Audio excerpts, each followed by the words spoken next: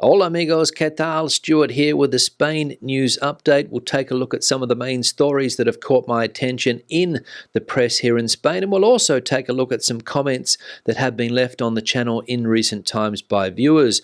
Before I begin, a huge thanks to all of the people that have supported the channel in recent times, whether it's by buying me a coffee, through the super thanks option on YouTube, longer term supporters on Patreon, or the channel members of this YouTube channel. Thank you very much for that support. Now, straight into the news, and it seems that the coalition government here in Spain is again facing problems, cracks starting to appear yet again.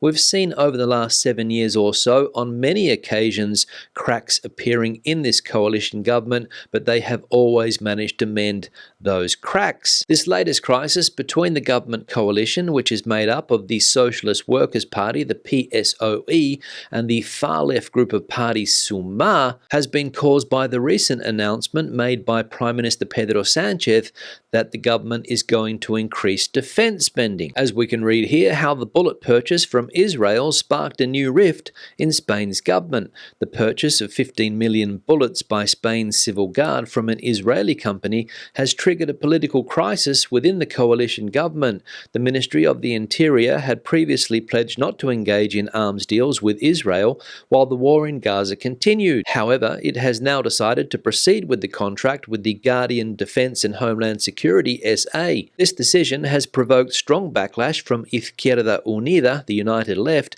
a key partner in the Sumar alliance, which has threatened to leave the government if the deal isn't cancelled. Vice President Yolanda Díaz has called for Interior Minister Fernando Grande Marlaska, currently in Iraq, to appear before Parliament to explain and potentially reverse the decision. So there we go, as I said, cracks starting to appear in the government coalition because of this increase in defense spending and also because of the purchase of bullets from Israel by Spain's civil guard. Izquierda Unida, the United Left, basically made up of communists, are not happy with this purchase. But some members of the Sumar party, for example, Labour Minister and second Vice President of the government Yolanda Díaz, don't think that it would be a good idea to break the government coalition. As we can read here, Yolanda Díaz rules out leaving the government over increased military spending. Yolanda Díaz, Spain's second Deputy Prime Minister and leader of Sumar, has ruled out leaving the coalition government despite disagreements over the recent $10.5 billion defence spending plan announced by Prime Minister Pedro Sánchez. In an interview on Spanish radio, Díaz emphasized that the government is stable and will complete its term. The coalition is in good health. We will finish the legislature, she stated, firmly denying any plans for Sumar to exit the Council of Ministers. This reassurance comes after strong criticism from Podemos, with leader Ione Belarra saying her party would not remain in a government that approves the largest military budget in history. Former Vice President Pablo Iglesias also declared on social media, the coalition is already unsustainable. Despite the internal tensions, Díaz has sought to put an end to speculation, maintaining that Sumar will remain in government through to the end of the term. So quite clear, the words of Yolanda Díaz there, Sumar is not going anywhere. They want to hold on to power at any cost, even if it goes against their main principles. It seems that it doesn't matter what Pedro Sánchez says or does when it comes to increased military spending, because he knows that his coalition partner will not break the government, because, as I just mentioned, they will never get another opportunity to get to that position of government. And let's be honest, Yolanda Díaz and company will try to hold on to power for as long as they can, even though, as I said, Pedro Sánchez's current plan goes completely against their principles and ideology. Turning to the economy now, and good news for Spain, because it is the only major economy spared by an IMF forecast downgrade amid trade war. The International Monetary Fund, the IMF, has downgraded its economic forecasts for nearly all major world economies due to the global trade war, all except Spain. In its latest World Economic Outlook, the IMF confirms Spain's growth forecast for 2025 has been revised upward by 0.2 points to 2.5% and remains unchanged at 1.8% for 2026. While the global economic outlook has been shaken by US President Donald Trump's aggressive tariff policies and growing uncertainty, Spain has emerged as a rare bright spot among advanced economies. According to the report, Spain is expected to show the highest growth rate among developed nations in 2025. This resilience is attributed to strong domestic demand and ongoing structural reforms. As the IMF cuts projections across the board due to the trade war, Spain stands out as a lone exception, reinforcing confidence in its current economic momentum. And no doubt Prime Minister Pedro Sánchez and his Economy Minister Carlos Cuerpo are patting themselves on the back at the moment with that IMF forecast. Many countries, as we saw there, have had their economic forecasts downgraded by the IMF, primarily because of Donald Trump's trade war. But in Spain, that is not the case. Thank heavens for that.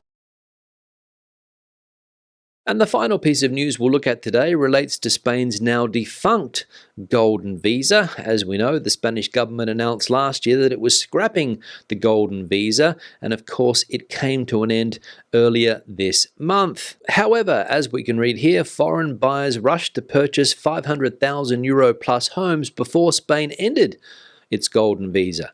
Foreign nationals significantly increased their purchases of high-valued homes in Spain during the final year of the Golden Visa was in effect.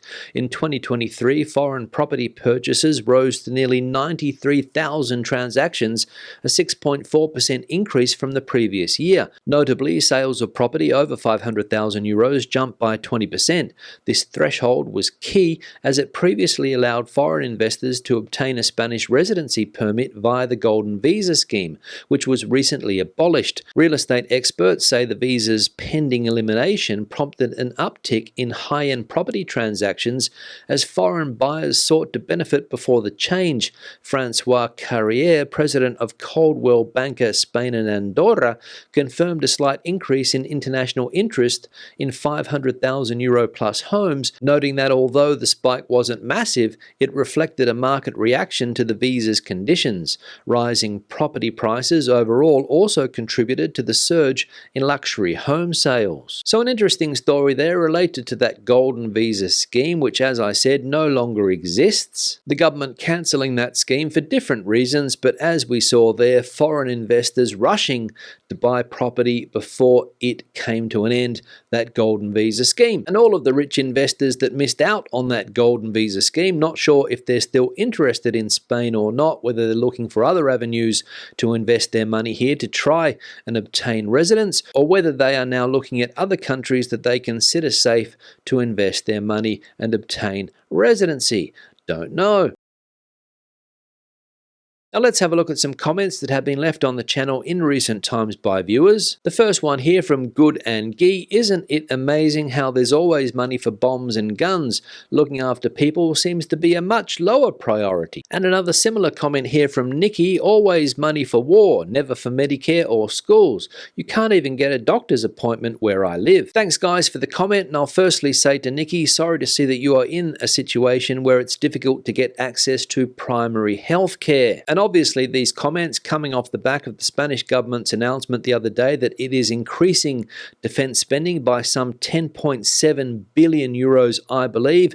It's going to get the target up to 2% of GDP spending in order to satisfy not only NATO but also the United States of America and also the European Union, who have been demanding Spain pull its weight when it comes to defense spending. But the big question is, where is that 10.7 billion euros going to come from? Will essential services need to be cut in order to satisfy the new defense budget? Don't know. And given the fact that Spain's government hasn't passed new budgets in a couple of years, lots of people are asking that question. Where's the money going to come from? If anybody has an answer to that question, please let us know in the comment section below. One here from Michael. Ukraine underinvested in their military defense and are now paying the price. We should not be naive. Putin is a real threat to our security and we can't rely on American support. So it is essential that we pay more on our defense. Yeah, Michael, thanks for the comment and taking the opposite point of view there, saying that we do in fact need to spend more money on defense because Europe has a potential threat, that is Mr. Putin and company. No longer, according to many, can the European Union depend on the United States for support when it comes to defense. And that is why Prime Minister Pedro Sanchez has given in to pressure from the European Union, NATO, and the United States to increase defense spending. Let me know where you sit on this matter in the comment section below. More money to be spent on defense, or should it go to more important things? Let me know. One here from Bear Kicks, 100% renewable energy is a pipe dream. That article was pure propaganda. Yeah, Bear Kicks, thanks for the comment, and related to an article that we saw the other day that Spain is on track to achieve 100% renewable energy sometime soon. I think it has been achieved twice over the last couple of years, days in which all of the electricity produced here in Spain came from renewable sources. And renewable energy has been a huge priority for this government since it came into power back in 2017 or 2018, I believe. That wasn't the case with the previous government, the Rajoy government, who seemed to be anti-renewables, putting that sun tax on anyone who decided to go down the path of solar energy. But that all changed when Mr. Sanchez came to power. However, not everyone is in favor of renewable energy. For example, the person that wrote the comment that we just saw. So is 100% renewable energy a pipe dream here in Spain, or isn't it a pipe dream? Don't know. Time will tell. One here from Recipe Review, Spain should have been at 2% spending on defense 10 years ago. He, Sanchez, thinks he is far enough away from the problem areas on the borders of Europe that it won't affect him. Spain couldn't lead itself out of a wet paper bag at the moment. Yeah, Recipe Review, thanks for the comment, and I'm sure many people will agree with you that Spain should have increased military spending some time ago and not have waited until the last moment to do so. And maybe you are right, Spain's geographical location is the reason that defense spending here is not taken all that seriously. But in recent times, the Spanish press has been all over the fact that Spain's main issues will come from the south, come from African countries, and I imagine that is why Spain has decided to increase defense spending. One of the reasons anyway. And the final comment here from Charlie, thanks for the advice, Stu. Now I'm motivated to get rich or employed. I like the freedom of freelance work though. Yeah, Charlie, thanks for the comment, and this topic arising in the live stream the other day. Charlie asked the question whether or not it's a good idea to be self-employed here in Spain, asked my advice, and I said that in my opinion, perhaps it's not a good idea to be self-employed. Better to find somebody who can pay you a salary every month. But again, just my opinion based on my 25 years of experience here working as a self-employed person. And I'm sure that there are many successful self-employed people here in Spain. It's just that I don't know many. On that note, I'm going to wrap the video up. Questions and comments, please leave them in the section below. If you have anything to add to the conversation today, any opinion to share with us, the comment section is the place for you.